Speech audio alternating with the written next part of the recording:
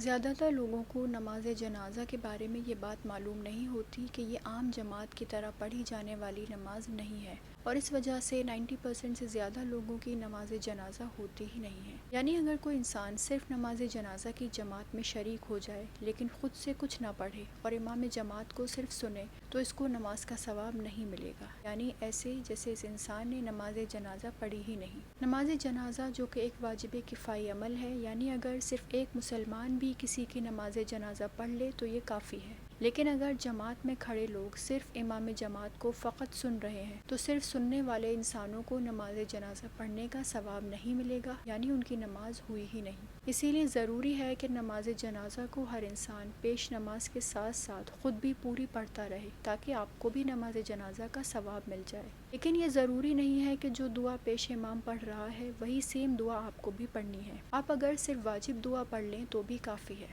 اس کا طریقہ بہت ہی سمپل اور شارٹ ہے، آپ اس کا اسکرین شاٹ لے کر سیو کر سکتے ہیں اور کوشش کریں کہ ان کو یاد کر لیں کیونکہ یہ کام آنے والا مسئلہ ہے۔ اس نماز جنازہ میں 5 تکبیر ہوتی ہیں۔ سب سے پہلے آپ کو بس ذہن میں یہ سوچ لینا ہے کہ میں مرنے والے کی نماز جنازہ پڑھ رہا ہوں۔ اس کے بعد آپ سب سے پہلے تکبیر کہیں گے۔ پہلی تکبیر کے بعد شہادتین کا پڑھنا واجب ہے جو آپ کو اسکرین پر دکھ رہا ہے۔ پھر اس کو پڑھنے کے بعد دوسری تکبیر کہنی ہے اور تکبیر کے بعد صرف صلوات پڑھنی ہے، اللہم صلی علی محمد وآل محمد۔ پھر تیسری تکبیر کے بعد مومنین اور مومنات کے لیے دعا، اللہم اغفر للمؤمنین والمؤمنات۔ چوتھی تکبیر کے بعد میت کے لیے دعا، اگر میل ہے تو یہ دعا پڑھیں، اللہم اغفر لہذا المیت، اور اگر فیمیل ہے تو اللہم اغفر لہذہ المیتہ، اور پھر 5ویں تکبیر کہہ کر نماز ختم کر دیں۔ یہ بہت ہی سمپل نماز ہے اور ہر مکلف کے لیے واجب ہے کہ یہ واجب دعائیں یاد کرے۔